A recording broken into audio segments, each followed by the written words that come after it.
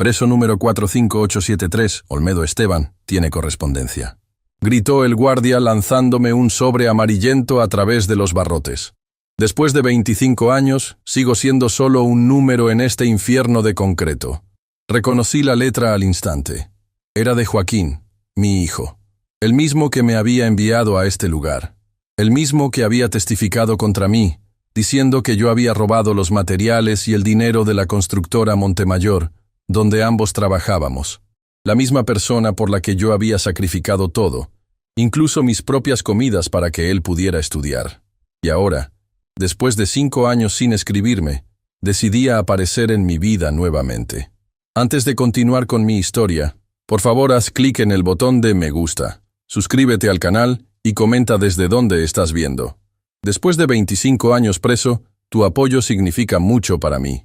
Mis manos temblorosas abrieron el sobre mientras me sentaba en el borde de la cama metálica que ha sido mi compañera durante un cuarto de siglo. El colchón delgado ya tiene la forma de mi cuerpo, como un recordatorio constante de que este lugar se ha convertido en mi hogar a la fuerza. Papá, comenzaba la carta. Hay algo que debes saber. Tadeo, tu nieto, quiere conocerte. Tiene 15 años y muchas preguntas. Le he dicho que estás en prisión por un error, por un robo menor. No conoce la verdad completa. Mi corazón dio un vuelco. ¿Un nieto? Nunca supe que Joaquín había tenido un hijo. 25 años es mucho tiempo para estar ausente de la vida de alguien. 25 años es toda una vida robada por la traición de mi propio hijo. El chico insiste. He pensado que podrías escribirle, siempre y cuando mantengas la versión que le he contado. Sería mejor para todos. Arrugué la carta con furia. Incluso ahora, Joaquín seguía controlando la narrativa. Seguía mintiéndole al mundo sobre quién era realmente el ladrón. Él, que se había apropiado de los 3 millones de pesos destinados a materiales de construcción. Él, que había falsificado mi firma en los documentos. Él, que había plantado evidencia en nuestra pequeña casa, la que construí con mis propias manos ladrillo a ladrillo durante 20 años de trabajo honrado. Olmedo, ¿todo bien?, preguntó Ramírez, el guardia más antiguo, uno de los pocos que me trataba como a un ser humano y no como a escoria. Mi hijo me escribió, respondí con la voz quebrada. Tengo un nieto. Vaya, eso es una buena noticia, dijo Ramírez acercándose a los barrotes. A sus 58 años, llevaba casi tanto tiempo trabajando aquí como yo estando preso. ¿Y por qué pareces tan molesto? Miré fijamente a Ramírez. En todos estos años, nunca le había contado la verdad completa a nadie en la prisión. Todos asumían que era culpable, como el resto. ¿Qué caso tenía defender mi inocencia? Los primeros años lo intenté. Grité mi verdad a quien quisiera escucharla, pero solo conseguí palizas y tiempo en aislamiento. Porque ese niño cree una mentira, respondí finalmente. Cree que su padre es un hombre honrado y que su abuelo es un ladrón, cuando la verdad es exactamente lo contrario. Ramírez me miró con curiosidad. Probablemente había escuchado miles de historias similares de presos que juraban su inocencia. Mi hijo Joaquín robó 3 millones de pesos de la constructora donde trabajábamos. Continué, sintiendo que era hora de que alguien más conociera mi historia. Falsificó documentos, plantó evidencia en nuestra casa y me inculpó. Yo tenía 42 años entonces.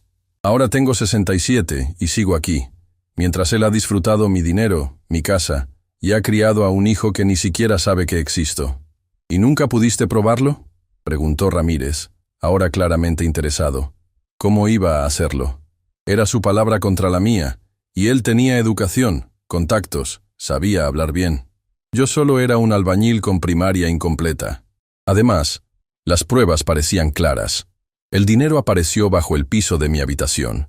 Mi firma estaba en los documentos, y Joaquín lloró frente al juez, diciendo que se sentía traicionado por su propio padre. El silencio nos envolvió. A lo lejos se escuchaban los gritos habituales de la prisión, pero en nuestro pasillo, por un momento, solo existíamos Ramírez, yo, y la verdad que había guardado durante tanto tiempo. Mi esposa Margarita murió hace 20 años creyendo que era un ladrón, agregué con amargura. Nunca quiso visitarme. Se fue a la tumba pensando que había tirado por la borda 30 años de matrimonio por codicia. Ramírez se rascó la barbilla pensativo. Sabes, Olmedo, mi cuñado es abogado. No de los caros, pero conoce su oficio.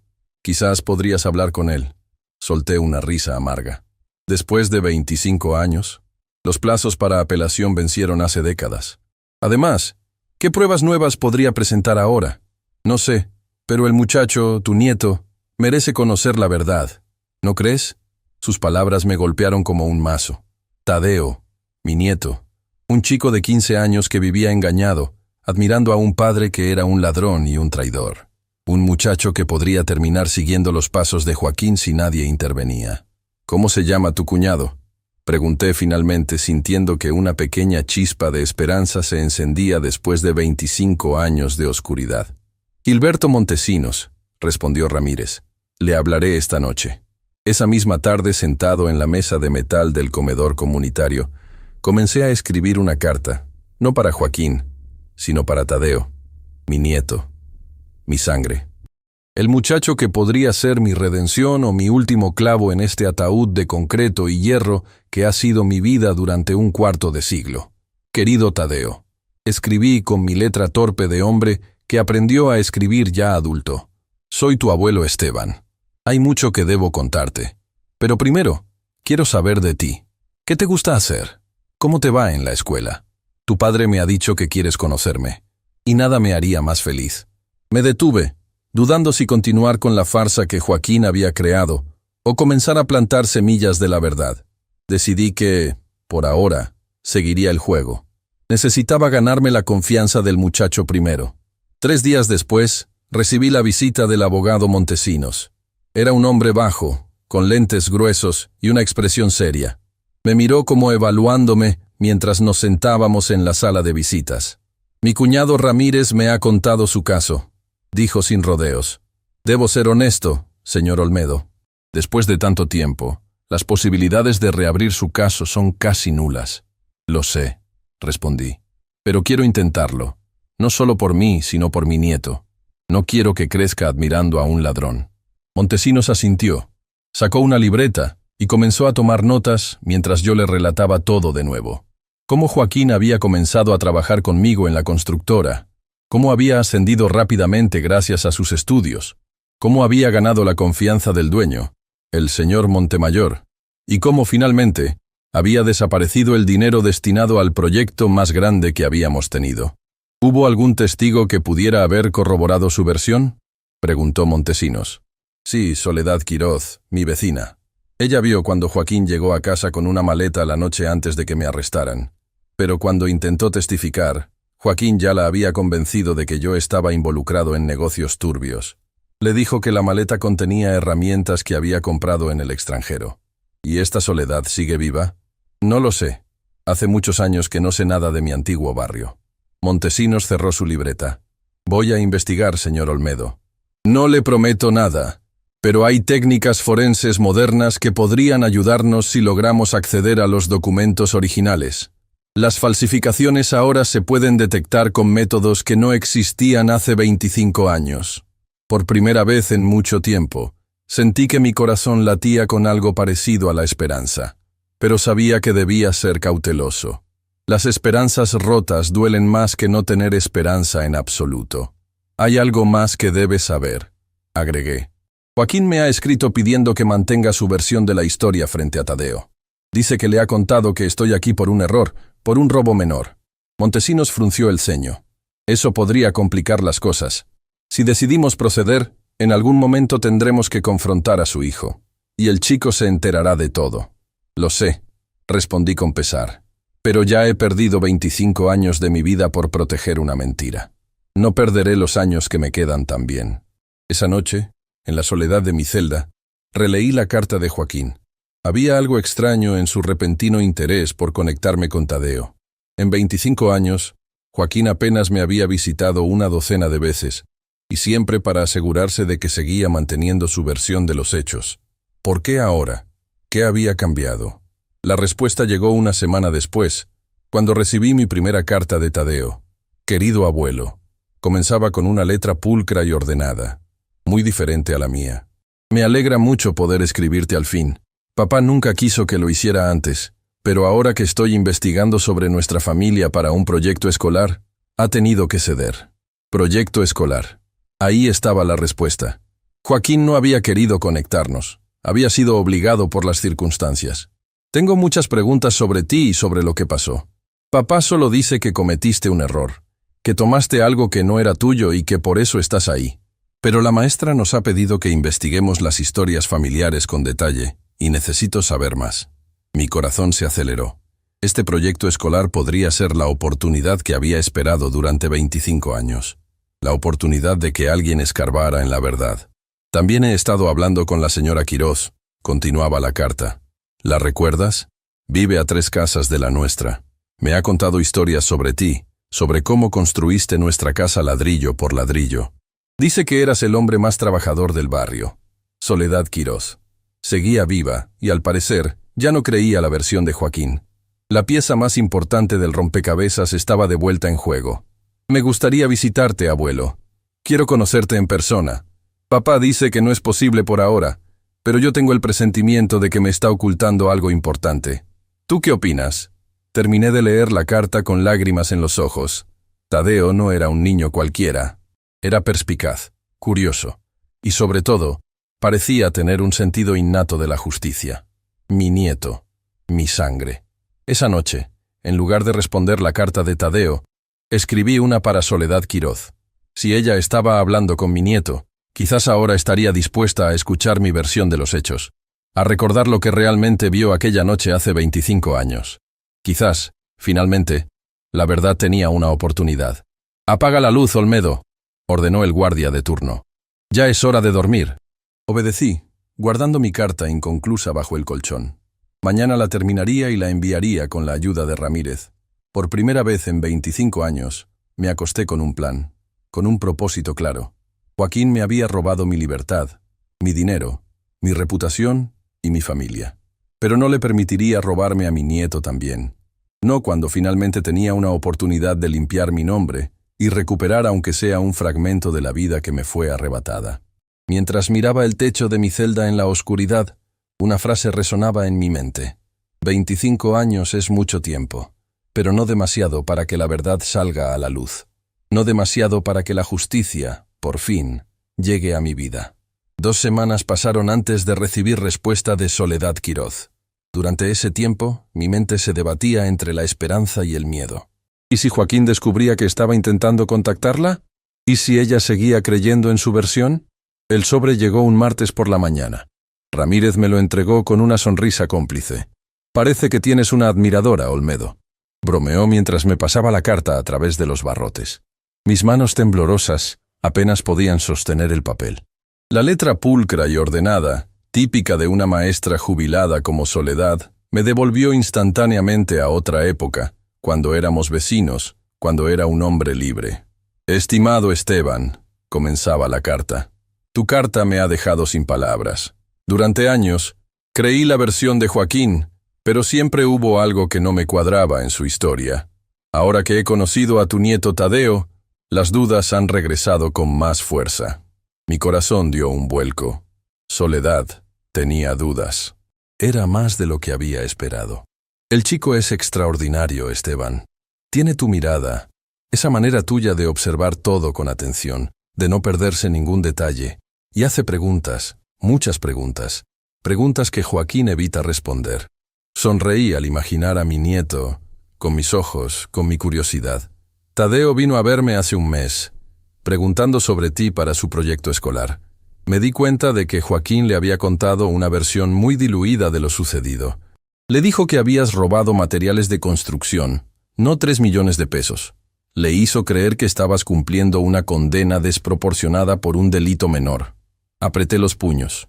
Típico de Joaquín, siempre manipulando la verdad para que se ajustara a sus necesidades. Pero lo que realmente me hizo dudar fue lo que ocurrió después. Tadeo me preguntó sobre la noche anterior a tu arresto.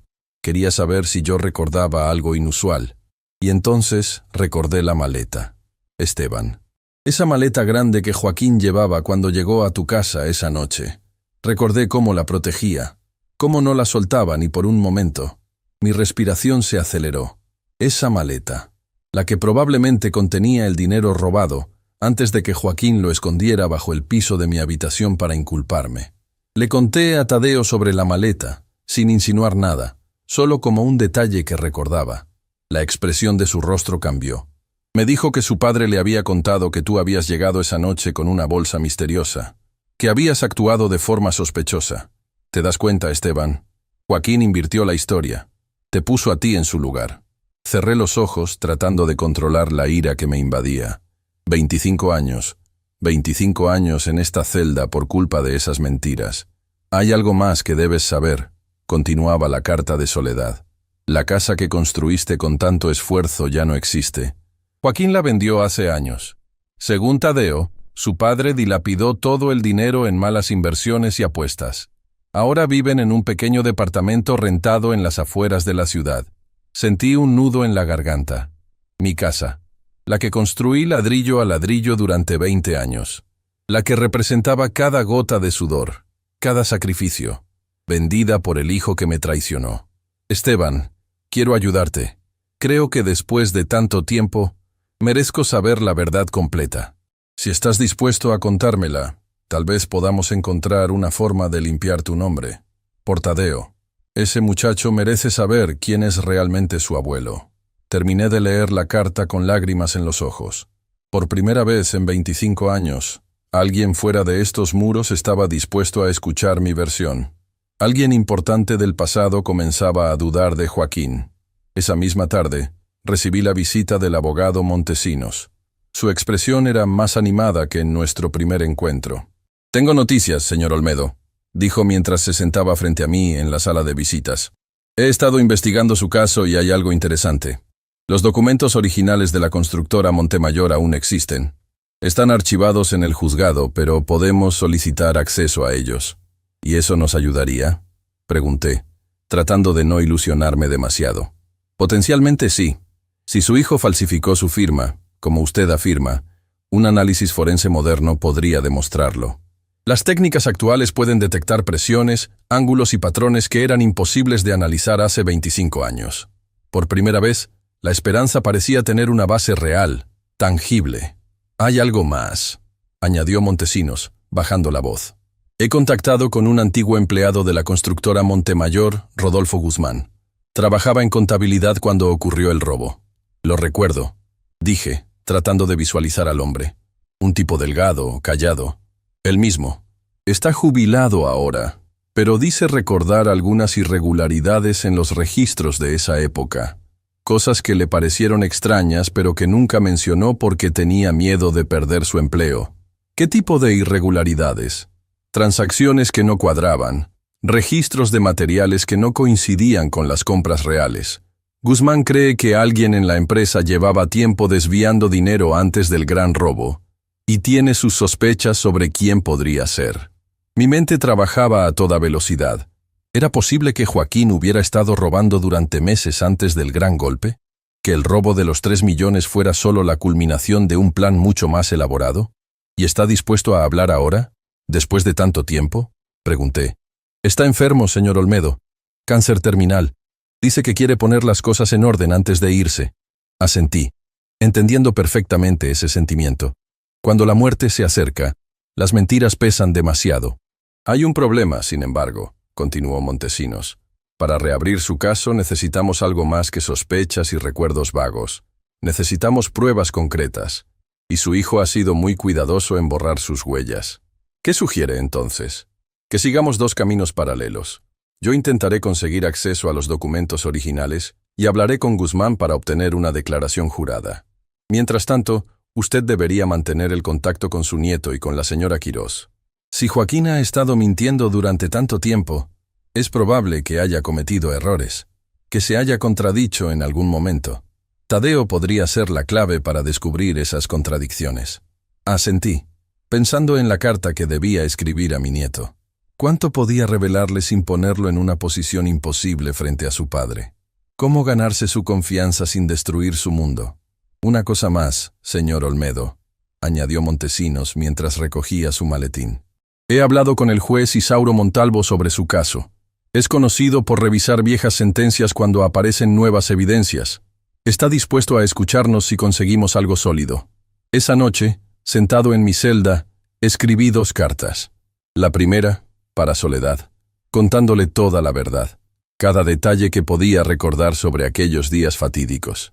Le expliqué cómo Joaquín había ascendido rápidamente en la constructora gracias a su educación, cómo se había ganado la confianza del dueño y cómo finalmente había desaparecido el dinero. Le conté sobre el momento en que la policía llegó a nuestra casa, cómo encontraron el dinero bajo el piso de mi habitación, un escondite que yo no sabía que existía. Le hablé del juicio, de cómo el abogado público asignado apenas se molestó en defenderme, de cómo el juez ya tenía su veredicto decidido antes de escuchar mi versión. La segunda carta era para Tadeo. Esta fue mucho más difícil de escribir. No podía contarle toda la verdad, no todavía.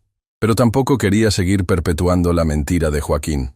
Querido Tadeo, escribí finalmente, me alegra mucho saber de ti, y que estés interesado en conocer nuestra historia familiar para tu proyecto escolar. La verdad es siempre importante, aunque a veces sea dolorosa o complicada. Me detuve, pensando cuidadosamente en mis siguientes palabras. Me preguntas sobre lo que ocurrió, sobre por qué estoy aquí. La versión que conoces es incompleta, Tadeo. No fue un simple robo de materiales lo que me trajo a este lugar. Fue algo mucho más grave y complejo. Algo que involucra a personas que ambos queremos.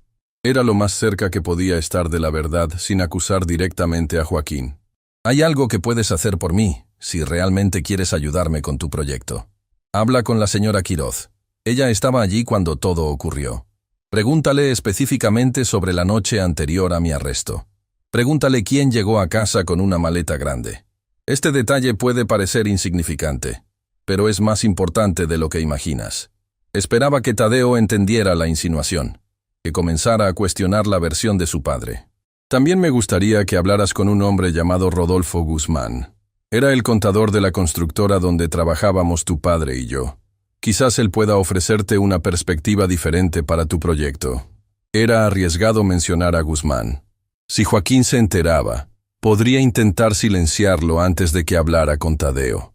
Pero necesitaba que mi nieto escuchara otras versiones, que comenzara a armar el rompecabezas por sí mismo. En cuanto a visitarme, me encantaría conocerte en persona, Tadeo. Hay un proceso que debes seguir para obtener permiso. Habla con la señora Quiroz. Ella puede ayudarte con eso. Tu padre no necesita enterarse, si eso facilita las cosas. Terminé la carta con palabras de cariño para un nieto al que nunca había visto, pero que ya ocupaba un lugar importante en mi corazón. Esperaba que Tadeo fuera lo suficientemente valiente y perspicaz para seguir las pistas que le estaba dejando. La respuesta llegó más rápido de lo que esperaba. Solo 3 días después, Ramírez me entregó un sobre con la letra ya familiar de Tadeo. Querido abuelo, comenzaba. He hablado con la señora Quiroz como me sugeriste. Me contó algo muy extraño. Dice que recuerda claramente que fue mi padre quien llegó esa noche con una maleta grande, no tú. Pero papá siempre me ha dicho que fuiste tú quien llegó tarde y actuando de forma sospechosa. Mi corazón se aceleró. Tadeo estaba empezando a ver las contradicciones. Le pregunté a papá sobre esto y se puso muy nervioso. Dijo que la señora Quiroz está vieja y confundida, que mezcla los recuerdos. Pero ella no parece confundida en absoluto cuando habla contigo. De hecho, recuerda con mucho detalle cómo construiste nuestra casa, cómo trabajabas incluso los domingos para terminar una habitación más. Sonreí con tristeza. Esa casa representaba cada sacrificio que había hecho, cada hora extra que había trabajado. Y ahora ya no existía. También he intentado contactar al señor Guzmán, pero no lo he encontrado todavía. Papá dice que murió hace años, pero la señora Quiroz cree que podría seguir vivo. Tal vez en Querétaro, donde tiene familia. Fruncí el ceño. Era evidente que Joaquín estaba tratando de evitar que Tadeo hablara con Guzmán. Eso solo confirmaba que el contador sabía algo importante. Sobre visitarte, la señora Quiroz me ha explicado el proceso. Necesito el permiso de un adulto responsable, ya que soy menor de edad. Ella se ha ofrecido a acompañarme. Podríamos ir el próximo sábado, si te parece bien. No le he dicho nada a papá todavía. Últimamente está muy extraño, muy nervioso. Creo que tiene problemas de dinero. Ha estado vendiendo cosas de la casa, incluso la colección de relojes antiguos que, según él, era de mi abuelo materno. Relojes antiguos. Nunca había tenido una colección así. Otro engaño más de Joaquín. Una última cosa, abuelo. He encontrado una caja vieja en el armario de papá. Tiene documentos antiguos, fotos, recibos. La estoy revisando poco a poco cuando él no está en casa. Quizás encuentre algo útil para entender mejor nuestra historia familiar. La carta terminaba con la promesa de Tadeo de visitarme el sábado siguiente. Mi nieto estaba tomando la iniciativa, investigando por su cuenta. El orgullo que sentí se mezcló con preocupación. ¿Qué haría Joaquín si descubría que Tadeo estaba hurgando en su pasado? 2 días después, recibí una visita inesperada. El abogado Montesinos llegó acompañado de un hombre que no reconocí al principio. Era mayor que yo, delgado hasta la demacración, con una palidez que hablaba de una larga enfermedad. «Señor Olmedo», dijo Montesinos mientras ambos se sentaban frente a mí, «le presento a Rodolfo Guzmán». Lo miré fijamente, tratando de encontrar en ese rostro consumido al contador que había conocido hace 25 años. Sus ojos, sin embargo, seguían siendo los mismos. Ojos observadores, atentos, que parecían registrar cada detalle. «Rodolfo», murmuré, extendiendo mi mano para estrechar la suya. «Han pasado muchos años». «Demasiados», respondió con voz débil. «Demasiados años callando lo que debía haber dicho en su momento». Montesinos intervino. «El señor Guzmán ha accedido a dar una declaración jurada sobre las irregularidades que detectó en la constructora Montemayor antes del robo de los 3 millones». Guzmán asintió. «Joaquín comenzó a desviar dinero 6 meses antes del gran robo, Esteban. Pequeñas cantidades al principio, luego sumas más importantes. Yo llevaba los libros, veía los números que no cuadraban. Pero el señor Montemayor confiaba ciegamente en él, y yo necesitaba mi trabajo». «¿Por qué decidiste hablar ahora?», pregunté, aunque ya intuía la respuesta. «Me estoy muriendo», respondió sin rodeos. «Cáncer de páncreas, fase terminal. Tengo 2 meses, quizás 3, y no quiero irme llevándome esta verdad conmigo». Asentí, respetando su decisión. «Hay algo más», añadió Guzmán. «Joaquín no actuó solo. Tenía un cómplice dentro de la empresa, alguien que le ayudó a falsificar documentos, a crear facturas falsas». «¿Quién?», pregunté, sorprendido por esta nueva información. «Lorenzo Montemayor», respondió Guzmán, «el hijo del dueño». La revelación me dejó sin palabras. ¿El hijo del dueño involucrado en el robo? Eso explicaría por qué la investigación se había centrado tan rápidamente en mí. ¿Por qué nadie había cuestionado la versión de Joaquín? «¿Tienes pruebas de esto?», preguntó Montesinos, siempre práctico. «Tengo copias de algunos documentos que guardé como seguro», respondió Guzmán. «Facturas falsas con la firma de Lorenzo, correos electrónicos entre él y Joaquín, discutiendo los ajustes a los libros contables. No era suficiente para acusarlos directamente, por eso nunca los usé. Pero ahora, combinado con mi testimonio y si conseguimos los documentos originales para un análisis forense, podríamos reabrir el caso», completó Montesinos, con un brillo de esperanza en sus ojos. Mientras Guzmán y Montesinos discutían los detalles legales, mi mente estaba con Tadeo. Mi nieto estaría aquí en 3 días. Conocería finalmente al muchacho que llevaba mi sangre, que había comenzado a desenredar la telaraña de mentiras tejida por su padre. Y también pensaba en Joaquín, en el hijo que había sacrificado a su propio padre por dinero. El hijo que ahora, al parecer, había dilapidado toda su mala vida fortuna. ¿Qué haría cuando descubriera que estábamos tras la verdad? ¿Hasta dónde llegaría para proteger su mentira?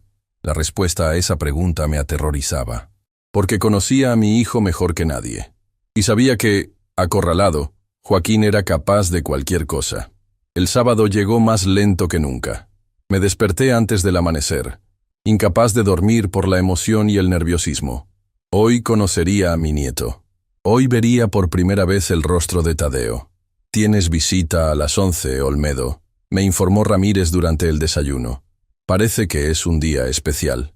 «Mi nieto viene hoy», respondí, sin poder ocultar mi emoción. «Después de 15 años por fin voy a conocerlo». Ramírez sonrió. Uno de los pocos guardias que me trataba como a un ser humano, y no como a un número más en el sistema penitenciario. «Me alegro por ti. Te mereces algo bueno después de tanto tiempo». Las horas se arrastraron con una lentitud tortuosa. Intenté distraerme leyendo, pero no podía concentrarme. Mi mente estaba llena de preguntas. ¿Se parecería a mí? ¿Tendría el mismo gesto serio que Joaquín tenía de niño? ¿Qué le habría contado exactamente su padre sobre mí? A las 11 menos cuarto me condujeron a la sala de visitas. Me sentaron en una de las mesas centrales y esperé, con el corazón latiendo tan fuerte que temía que se me saliera del pecho. Y entonces los vi entrar.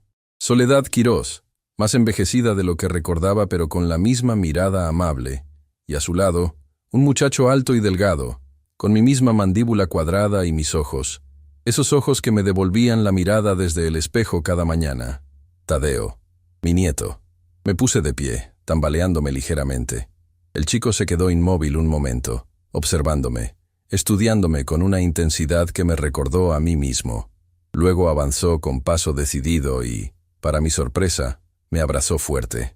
«Abuelo», dijo simplemente, y esa palabra bastó para romper la represa de emociones que había contenido durante tantos años. Nos sentamos los tres a la mesa, Soledad con una sonrisa emocionada, Tadeo aún estudiándome con esa mirada atenta que parecía no perderse detalle. «Te pareces mucho a tu abuela», le dije al fin, rompiendo el silencio. «Tienes su misma expresión cuando piensa intensamente». «¿De verdad?», preguntó Tadeo sorprendido. «Papá nunca me habla de ella. Dice que es demasiado doloroso».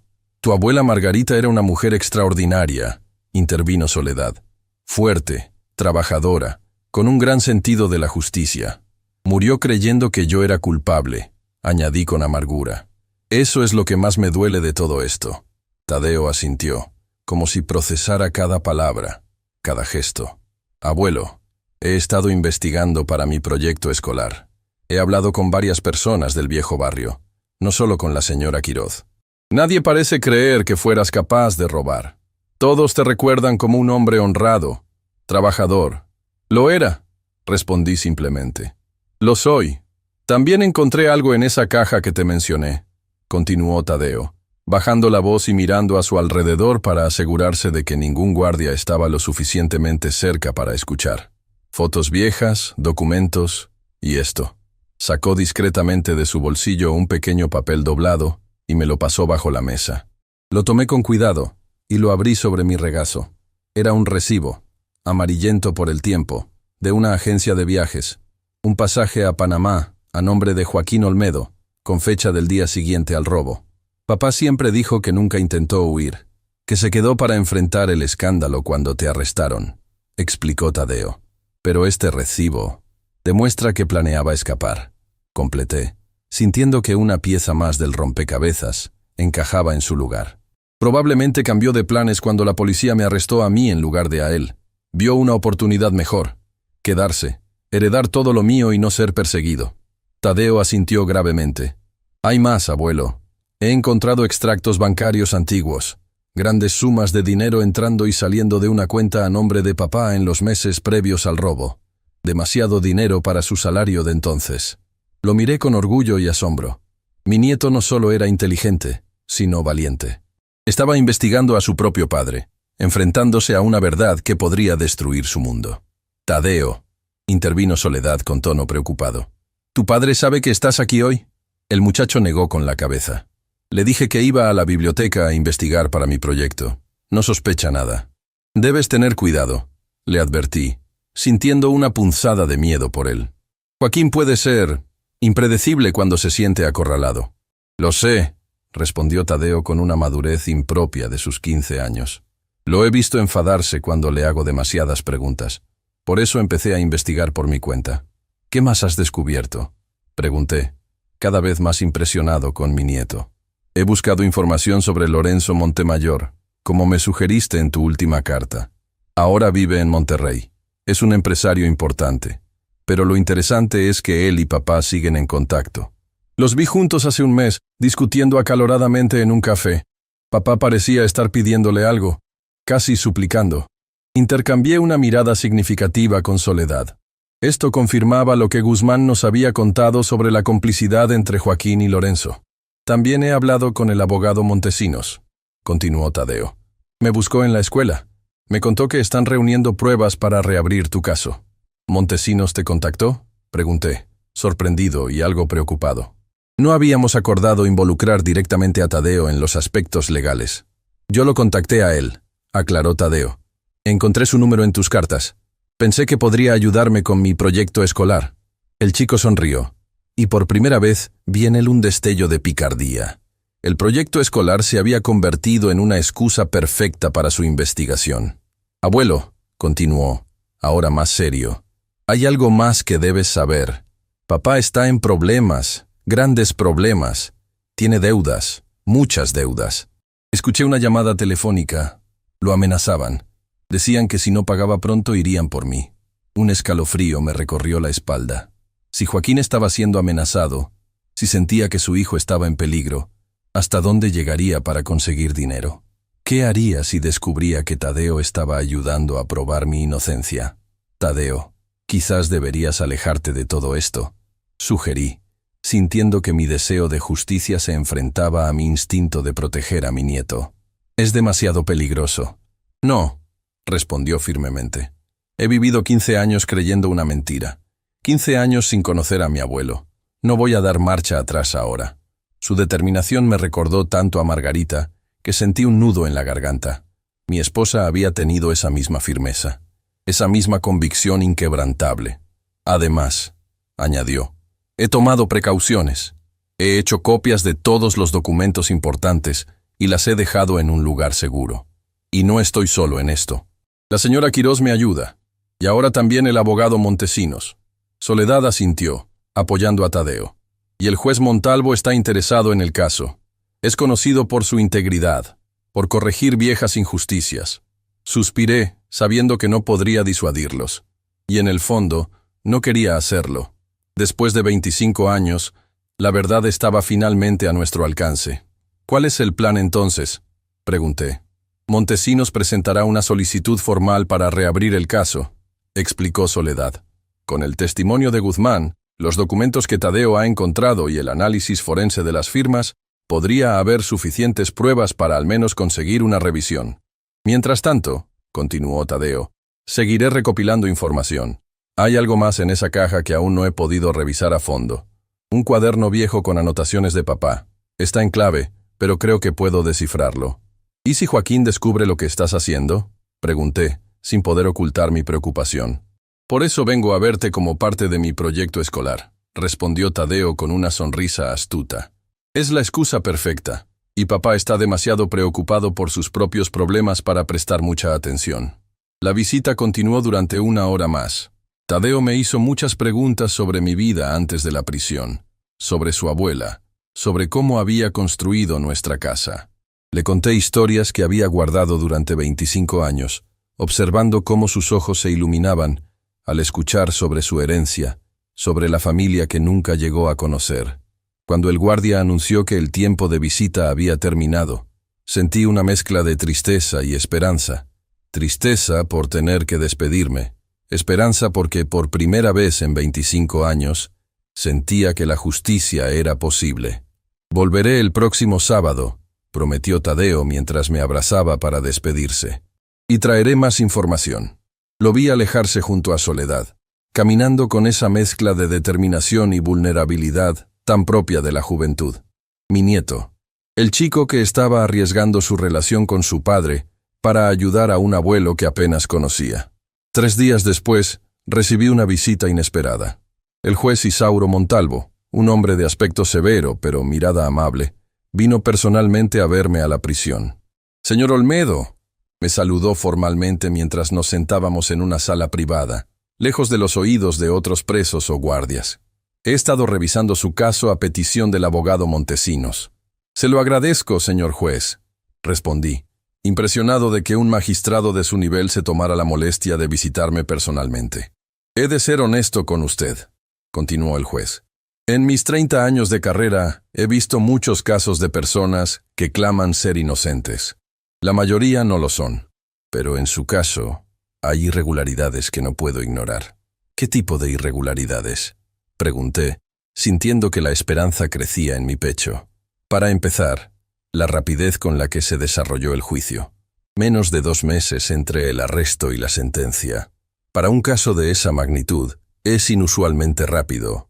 Además, su abogado de oficio apenas presentó defensa, y el juez Salgado, quien llevó su caso, tenía conexiones personales con la familia Montemayor que no fueron declaradas.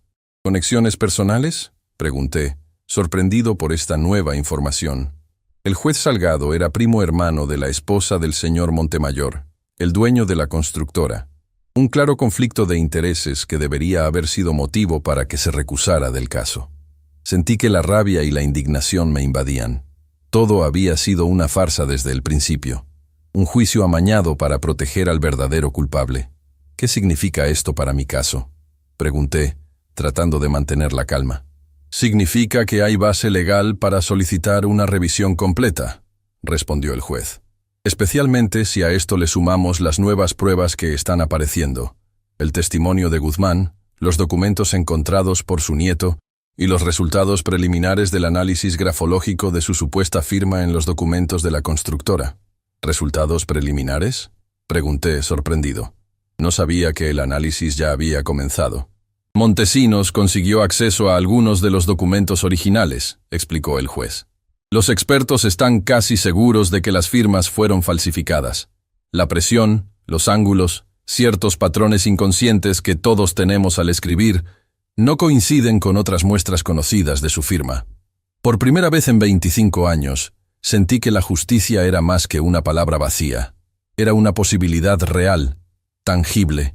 Sin embargo, continuó el juez con tono más grave, debo advertirle que este proceso no será fácil ni rápido, y hay personas poderosas que preferirían que su caso siguiera enterrado.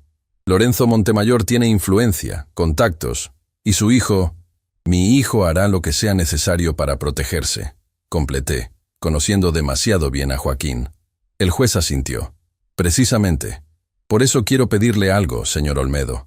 Algo difícil, pero necesario. ¿De qué se trata? Necesito que mantenga un perfil bajo por ahora, que no hable con nadie sobre la revisión de su caso, excepto con Montesinos, la señora Quiroz y su nieto. Ni siquiera con los guardias o con otros presos. Cuantas menos personas sepan que estamos moviendo este avispero, mejor. Asentí, entendiendo la necesidad de discreción. ¿Y cuánto tiempo tomará todo esto? Difícil saberlo. Semanas, quizás meses.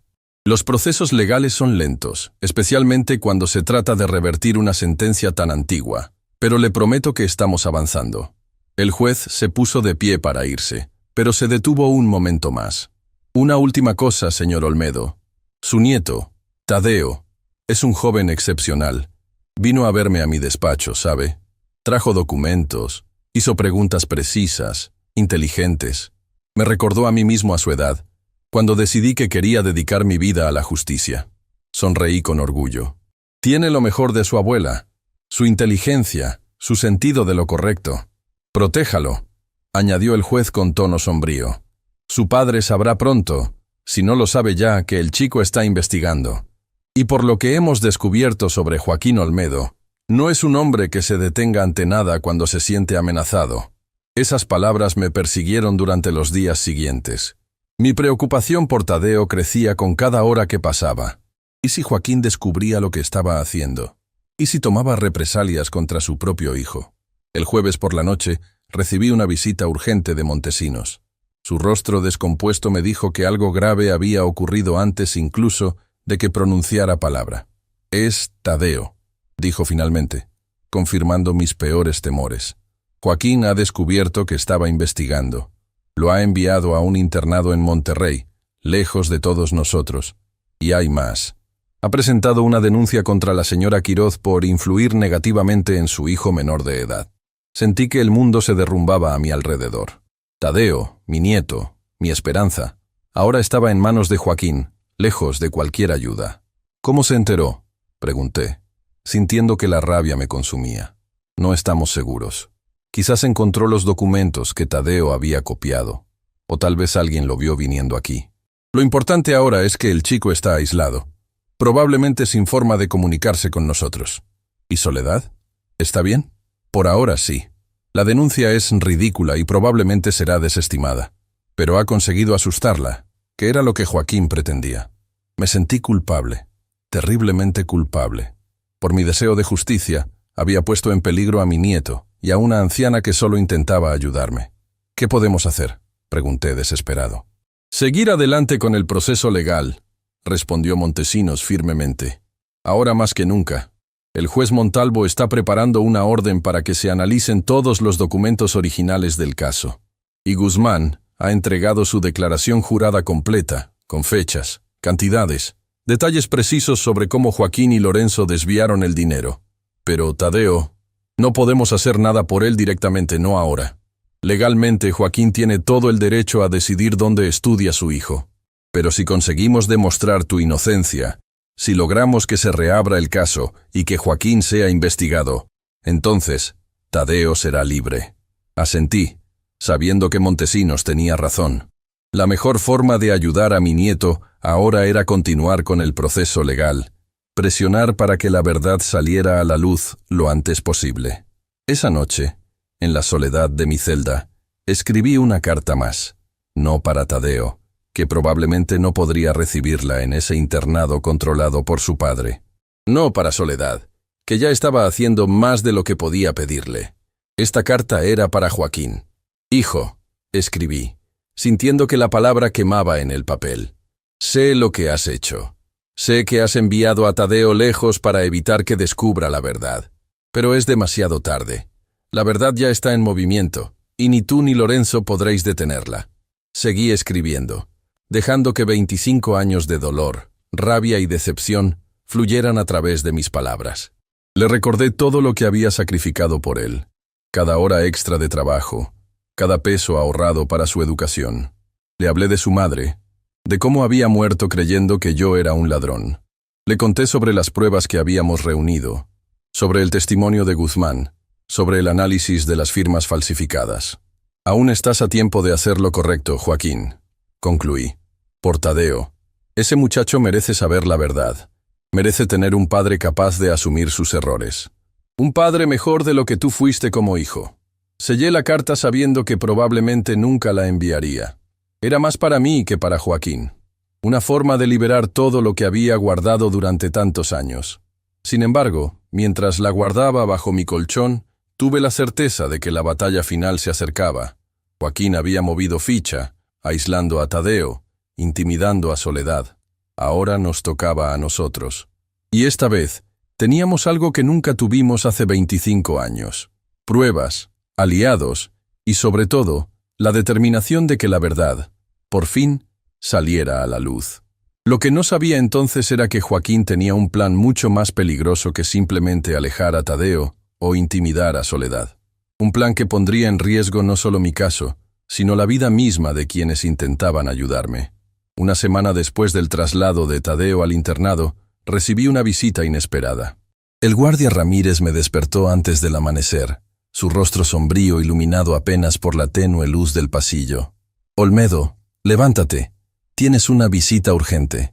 «¿A esta hora?», pregunté, confundido. Las visitas nunca se permitían antes del horario oficial, que comenzaba a las 9. «Órdenes del director», respondió Ramírez, abriendo la celda. «Parece grave». Me condujo por pasillos silenciosos hasta una pequeña sala que nunca había visto antes. No era la sala de visitas habitual, sino una oficina austera con una mesa metálica y 2 sillas. «Espera aquí», dijo Ramírez, y salió cerrando la puerta. Minutos después, la puerta se abrió de nuevo. Para mi sorpresa, quien entró no fue ni Montesinos ni el juez Montalvo, como esperaba. Era Joaquín, mi hijo, el hombre que me había robado 25 años de vida. «Papá», dijo secamente, sentándose frente a mí.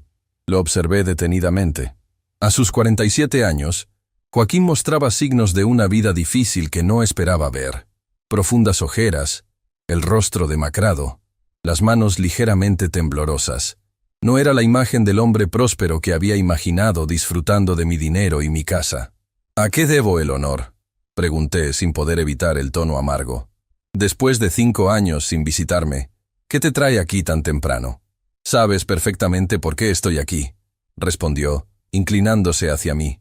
«Tadeo, Montesinos, Guzmán, el juez Montalvo. Has estado muy ocupado últimamente.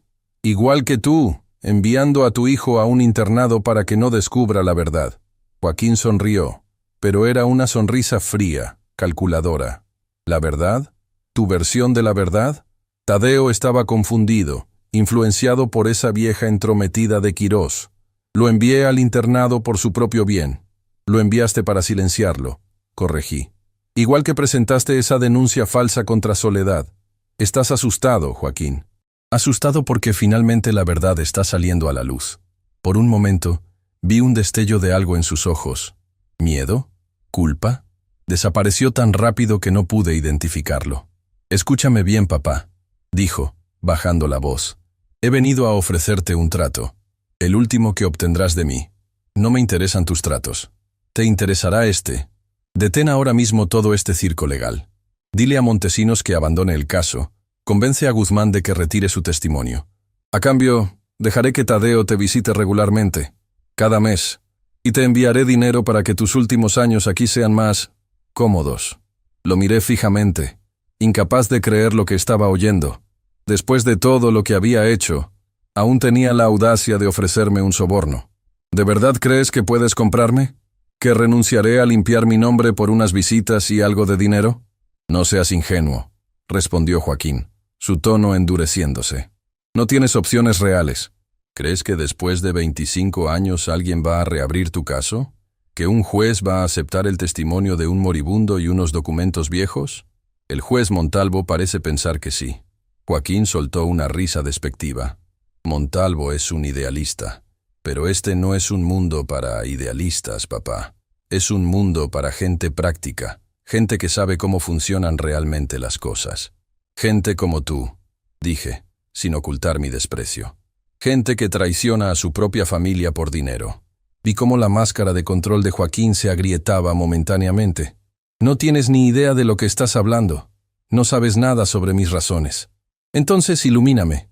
Explícame qué podría justificar enviar a tu propio padre a la cárcel durante 25 años. Joaquín se pasó una mano por el rostro, un gesto de cansancio que me recordó dolorosamente al joven inseguro que una vez había sido, antes de que la ambición lo consumiera. Estaba atrapado, dijo finalmente. Había apostado. Debía mucho dinero a gente peligrosa. Me amenazaron, no solo a mí, también a mamá. Dijeron que si no les pagaba, ella sufriría un accidente. Lo miré, atónito. ¿Y por eso robaste el dinero de la constructora? ¿Por deudas de juego? Al principio solo tomé pequeñas cantidades pensando que podría devolverlas. Pero las deudas crecían. Y entonces Lorenzo me ofreció un plan. El gran golpe. 3 millones de pesos. Suficiente para pagar mis deudas y empezar de nuevo. ¿Y decidiste culparme a mí? Eso fue idea de Lorenzo. Dijo que necesitábamos un chivo expiatorio.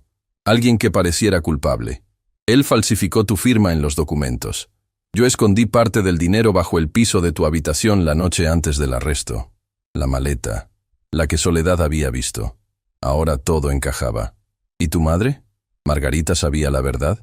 La expresión de Joaquín se ensombreció. No al principio, pero creo que lo sospechaba.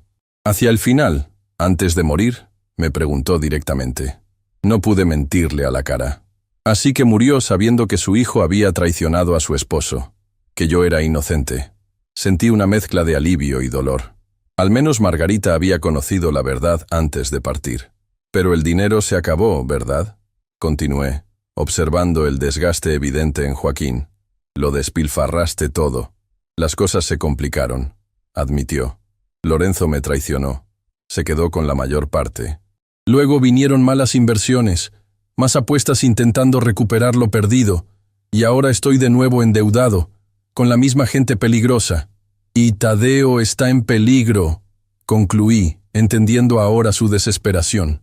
Por eso lo enviaste al internado, no solo para alejarlo de la verdad, sino para protegerlo. Joaquín asintió levemente.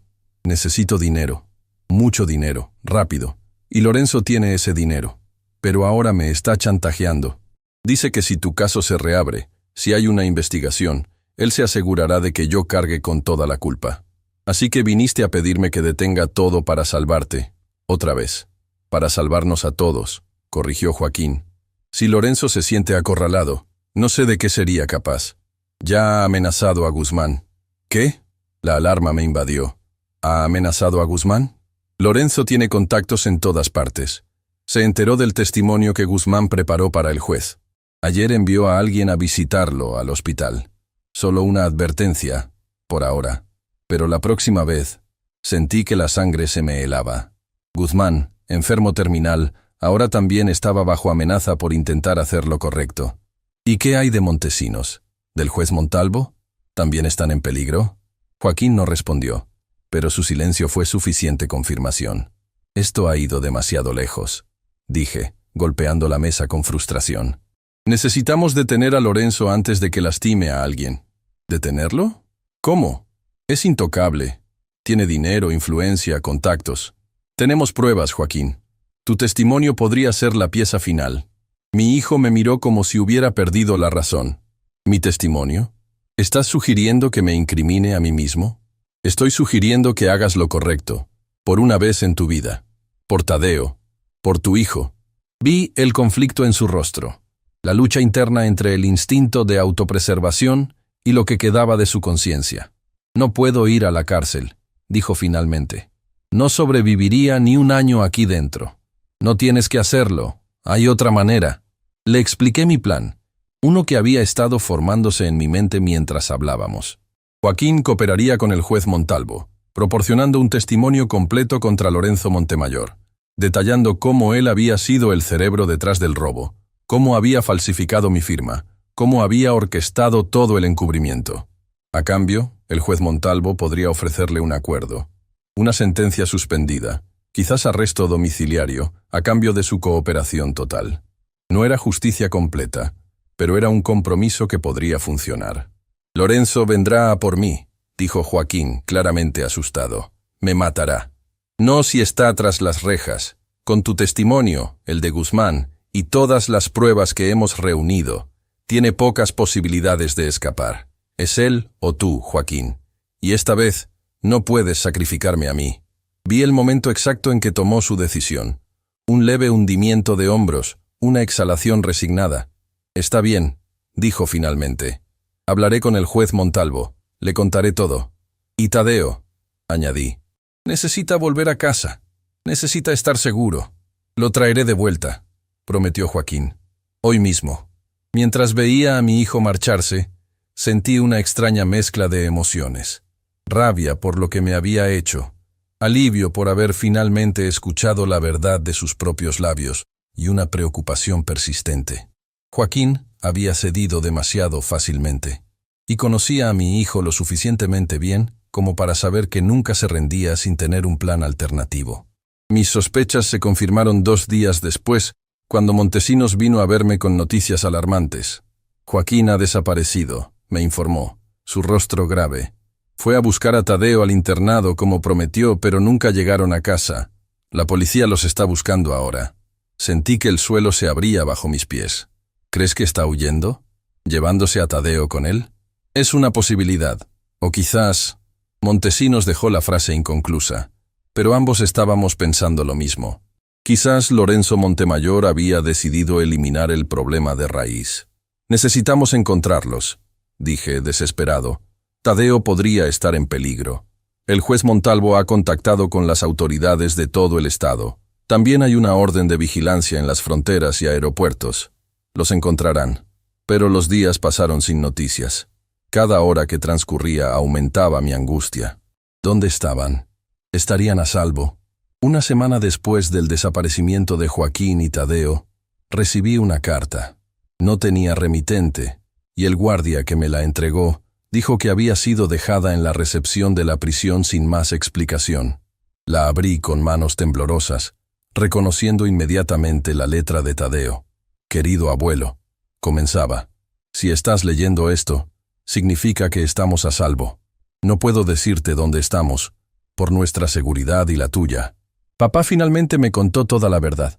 Sobre el robo, sobre cómo te culpó, sobre todo. Al principio no quería creerlo, pero las pruebas son innegables. Sentí un nudo en la garganta mientras continuaba leyendo. Lorenzo Montemayor envió hombres a buscarnos. Querían silenciar a papá antes de que pudiera testificar. Tuvimos que huir. Estamos escondidos pero seguros. Y tenemos algo importante, abuelo. El cuaderno, el que te mencioné antes. Contiene todos los detalles del plan, fechas, cantidades, nombres. Papá lo guardó como seguro, por si Lorenzo alguna vez lo traicionaba. Mi corazón dio un vuelco. Ese cuaderno podría ser la prueba definitiva que necesitábamos. Hemos enviado copias al juez Montalvo y al abogado Montesinos. Las originales están a salvo, en un lugar donde Lorenzo nunca las encontrará. Estamos esperando a que las cosas se calmen, a que Lorenzo sea arrestado. Entonces, volveremos. La carta continuaba con palabras de esperanza, con la promesa de un futuro en el que finalmente podríamos estar juntos como familia. Terminaba con una postdata que me hizo sonreír a pesar de las circunstancias. PD. Papá quiere que sepas que lo siente. No son solo palabras, abuelo. Lo veo en sus ojos. Está realmente arrepentido. Y está tratando de hacer lo correcto, por fin. Los acontecimientos se precipitaron en las semanas siguientes. Con las pruebas del cuaderno de Joaquín, el juez Montalvo obtuvo una orden de arresto contra Lorenzo Montemayor. Lo detuvieron cuando intentaba huir del país, llevándose consigo una maleta llena de dinero y documentos que, irónicamente, solo sirvieron para incriminarlo más. El caso fue reabierto oficialmente. Los análisis forenses confirmaron que mi firma había sido falsificada. El testimonio de Guzmán, ahora protegido por la policía, proporcionó el contexto necesario para entender cómo se había desarrollado toda la conspiración. Y entonces, un mes después de su desaparición, Joaquín y Tadeo regresaron. Aparecieron en el juzgado una mañana, escoltados por agentes federales que los habían mantenido en un programa de protección de testigos. Joaquín testificó. Contó toda la verdad, confirmando cada detalle de mi versión de los hechos. Describió cómo Lorenzo había planeado el robo, cómo él había escondido el dinero en nuestra casa, cómo ambos habían manipulado las pruebas para inculparme. El juez Montalvo, fiel a su palabra, le ofreció un acuerdo: 5 años de arresto domiciliario y la devolución de todos los bienes adquiridos con el dinero robado, a cambio de su testimonio completo contra Lorenzo y otros implicados que fueron surgiendo en la investigación. Y finalmente, el momento que había esperado durante 25 años llegó. El juez Montalvo dictó su resolución. Mi condena había sido un error judicial. Era inocente. Sería liberado inmediatamente. Pero había un problema, un tecnicismo legal que nadie había previsto. Debido a la antigüedad del caso y a ciertas peculiaridades en la legislación, mi liberación requería la firma del gobernador, un trámite que podría tomar semanas, incluso meses. Así que, a pesar de haber sido declarado inocente, seguía en prisión, esperando un papel que me devolviera oficialmente mi libertad. Fue durante ese tiempo de espera cuando recibí la visita más importante de todas. Tadeo vino solo, sin Joaquín, quien había comenzado a cumplir su arresto domiciliario. «Abuelo», dijo mi nieto, abrazándome con fuerza. «El juez Montalvo dice que el gobernador firmará tu liberación la próxima semana». «Por fin serás libre», le devolví el abrazo, sintiendo una mezcla de emociones tan intensas que apenas podía hablar. Este muchacho, este chico valiente e inteligente, había sido la clave para que la verdad saliera a la luz. Sin él, sin su determinación, seguiría siendo el preso número 40873, condenado a morir entre estos muros. «Hay algo más», continuó Tadeo sonriendo. «La señora Quiroz y yo hemos estado trabajando en una sorpresa para cuando salgas. Estamos reconstruyendo tu casa». «¿Mi casa?», pregunté confundido. «Pero Joaquín la vendió hace años». «La compramos de vuelta», explicó Tadeo, «con el dinero que Lorenzo tuvo que devolver como parte de su acuerdo con la fiscalía. No es exactamente la misma, por supuesto. El nuevo dueño hizo cambios, pero estamos restaurándola lo más parecido posible a como era antes, según las fotos antiguas y los recuerdos de la señora Quiroz». Sentí que las lágrimas rodaban por mis mejillas. Mi casa, la que había construido con mis propias manos, iba a recuperarla. «Y hay una habitación para ti», añadió Tadeo, «junto a la mía. Viviremos juntos, abuelo. Tú, yo y sí, también papá, cuando cumpla su sentencia. Seremos una familia, una verdadera familia». Lo miré, asombrado por su capacidad de perdonar, de ver más allá del daño que su padre había causado. «¿Podrás perdonarlo algún día?», me preguntó Tadeo, súbitamente serio. «A papá. Sé que lo que hizo fue terrible, pero está tratando de cambiar, de hacer las cosas bien». Pensé en Joaquín, en el niño que había sido, en el hombre en que se había convertido, en las decisiones terribles que había tomado y en el arrepentimiento que ahora mostraba.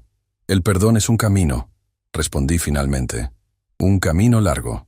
No puedo prometerte que llegaré al final de ese camino pronto, Tadeo, pero puedo prometerte que intentaré dar los primeros pasos».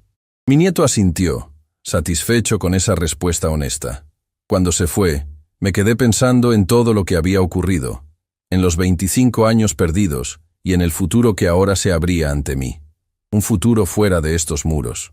Un futuro con Tadeo, e incluso quizás una reconciliación con Joaquín. No sería fácil. Nada que valga la pena lo es. Pero por primera vez en 25 años, tenía algo que había perdido hace mucho tiempo. Esperanza. Una semana después, tal como Tadeo había predicho, llegó la orden de liberación firmada por el gobernador. Recogí las pocas pertenencias que había acumulado en un cuarto de siglo de encierro. Algunas cartas, un viejo reloj, los libros gastados que habían sido mis únicos compañeros durante tantos años solitarios. El guardia Ramírez fue quien me acompañó hasta la puerta principal. «Buena suerte ahí fuera, Olmedo», me dijo, estrechando mi mano. «Siempre supe que eras diferente a los demás». Asentí, agradecido por los pequeños gestos de humanidad que me había mostrado durante todos esos años. Y entonces, las puertas se abrieron. La luz del sol me golpeó con una intensidad que casi dolía después de tanto tiempo bajo la luz artificial de la prisión. Y allí, esperándome, estaban Tadeo y Soledad Quirós. Mi nieto corrió hacia mí, abrazándome con tanta fuerza que casi me hizo perder el equilibrio. Soledad se acercó más despacio, con lágrimas en los ojos y una sonrisa que iluminaba su rostro envejecido. «Bienvenido a casa, Esteban», dijo simplemente. Casa. Después de 25 años, finalmente volvía a casa. No a la casa física, aunque también a ella, sino a la verdadera casa. La libertad, la verdad, la familia. Mientras caminaba hacia el auto que nos esperaba, con el brazo de Tadeo alrededor de mis hombros y la mano de Soledad firmemente agarrada a la mía, sentí que, por primera vez en mucho tiempo, estaba exactamente donde debía estar. El camino hacia la reconciliación total, hacia la reconstrucción de todo lo que había perdido, sería largo. Pero ahora tenía tiempo. Tiempo fuera de esos muros. Tiempo para conocer a mi nieto. Tiempo para volver a la casa que había construido con mis propias manos. Tiempo, quizás, para encontrar en mi corazón un espacio para el perdón. Y mientras el auto se alejaba de la prisión que había sido mi hogar durante 25 años, miré hacia atrás una última vez. No con rabia, no con amargura, sino con la certeza de que, a pesar de todo lo que me habían quitado, algo esencial había sobrevivido.